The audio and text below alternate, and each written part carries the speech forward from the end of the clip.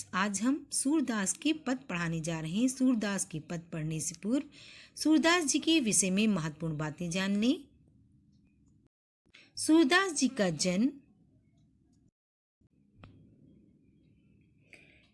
बैसाख सुदी पंचमी सन 1478 ईस्वी में आगरा से मथुरा जाने वाली सड़क के पास रुणकता नामक ग्राम में हुआ था।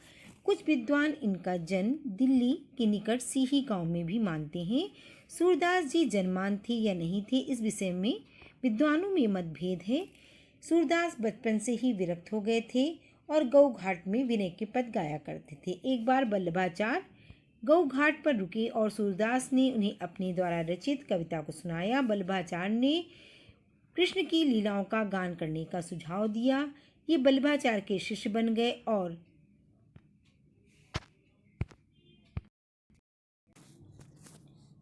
कृष्ण लीला का गान करने लगे।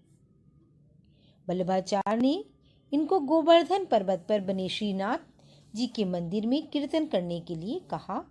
वल्लभाचार्य के पुत्र विठलनाथ ने अष्टछाप के नाम से सूरदास सहित 8 कृष्ण भक्त कवियों का संगठन किया, जिसमें सूरदास जी प्रमुख थे। इनकी मृत्यु गोवर्धन के पास परसौली ग्राम में 1583 ईस्वी के लगभग हुई। सूरदास जी की प्रमुख रचनाएं हैं सूरसागर, सूरसारावली और साहित्य लहरी। इन रचनाओं में कृष्ण की बाल लीलाओं का वर्णन है। आइए सूरदास के पद देखते हैं।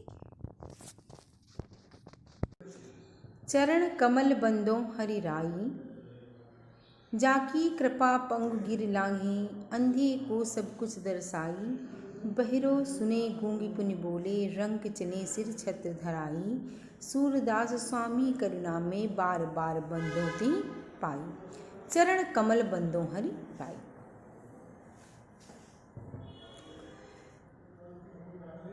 सूरदास जी कृष्ण भक्त हैं और उन्होंने अपने इष्ट देव के आराधना में ये पद लिखा है।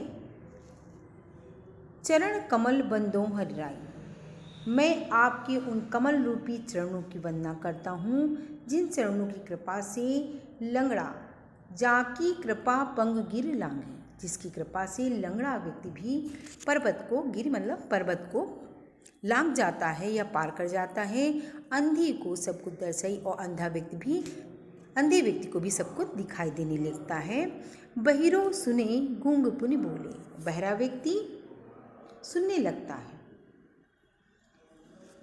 रंग चले सिर छत जाई, और दरिद्र व्यक्ति गरीब आदमी वो भी सर के ऊपर छत रखकर घूमता है। सूरदास स्वामी का, तो ऐसे करुणा में भगवान को छोड़ करके मैं किसकी आराधना करूं, बार बार बंद होते मैं, इसीलिए मैं बार बार उनकी ही चरणों की वंदना करता हूँ।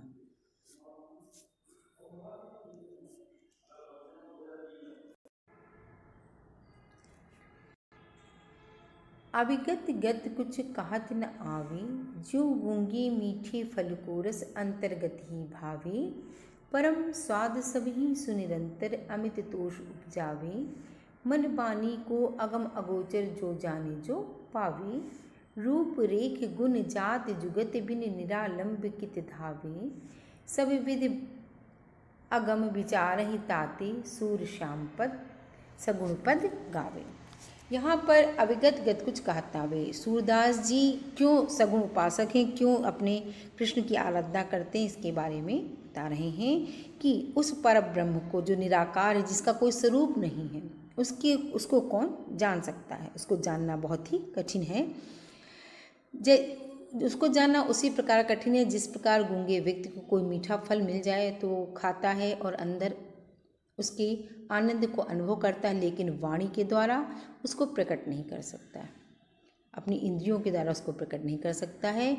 तो ऐसे ईश्वर की उपासना करने से क्या लाभ है, इसलिए मैं जो है सगुण उपासना ही करूँगा।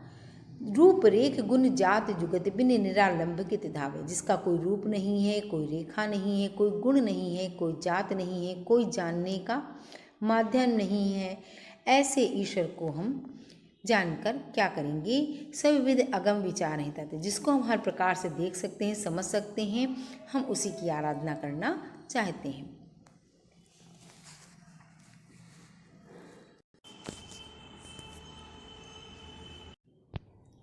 किलकत कान गुटरुन आवत, मन में कनक नंद के आंगन, बिंब पकड़िबे धावत। कबहु निरखि हरि आप छाँह को, करिसो पकड़न चाहत। किलक हसत राजत द्वै दतियाँ, पुनि पुनि तिन्हें अवगाहत। कनक भूमि पर कर पग छाया, यह उपमा इक राजत। किलकत कान गुटरुन आवत। यहाँ सूरदास जी कह रहे हैं कि भगवान कृष्ण जो है हंसते हुए घुटनों के बल चले आ रहे हैं। मनमय कनक, और नंद बाबा का आंगन सोने का है और उसमें बहुत सारी मड़ियाँ जड़ी हुई हैं। ऐसे आंगन में उनके बिंब पकड़ बेधा, अपना प्रतिबिंब दिखाई देता, उसको पकड़ने के लिए बार बार दौड़ रहे हैं। कबहु निरख हरि आप छाँव को, कभी अपनी छाया को देखते हैं, करिसो पकड़न चाहत, और उसको पकड़ने का प्रयास करते। जैसे जैसे कृष्ण भगवान आगे की ओर बढ़ते जाते हैं, छाया भी आगे की ओर बढ़ती जाती है और उसे पकड़ने के लिए बार बार प्रयास कर रहे हैं। किलकई हसत दतियाँ, जब नहीं पकड़ पाते हैं तो हंसने लगते हैं, और हंसने लगते हैं तो उनकी दो दांत आगे के दिखने लगते हैं जो बहुत ही सुंदर लगते हैं। पुन पुन तिन्हें अवगाहत, और बार बार उन्हें पकड़ने का प्रयास करते हैं। कनक भूमि करे कर पग छाया, यह उपमा इक राजत। और कनक की जो सोने की भूमि है नंद बाबा की, उस पर उनके हाथों के पैरों की छाया ऐसी सुशोभित हो रही है कि यही उपमा दिखाई दे रही कि करी हरि करि कर प्रतिपद प्रतिमनि वसुधा, कमल बैठ की साजत। की भगवान ने भगवान कृष्ण के बैठने के लिए पृथ्वी पर जगह जगह जो है फूल के आसन बना दिए हैं। बाल दशा निरख यशोदा, और यशोदा मैया जो है उनकी इस बाल रूप को देख करके जो है बहुत ही प्रसन्न हो जाती हैं, और पुण्य पुण्य नंद बाबा, और वो चाहती हैं कि नंद बाबा भी इनकी सुंदरता को देखें। अचरा तरलय ढाक सूर्य के, प्रभु को दूध पियाओ। और उन्होंने जब उन्हें दिखाने के लिए प्रयास करती हैं, उसके बाद जब नंद बाबा आ जाते हैं तो अपने लाल को जो है कृष्ण को आंचल के अंदर ढक लेती हैं और दूध पिलाने लगती हैं। तो यहाँ पर सूरदास जी ने कृष्ण की बाल लीला का वर्णन किया है। यहाँ पर सूरदास के पद का प्रथम भाग समाप्त होता है। धन्यवाद।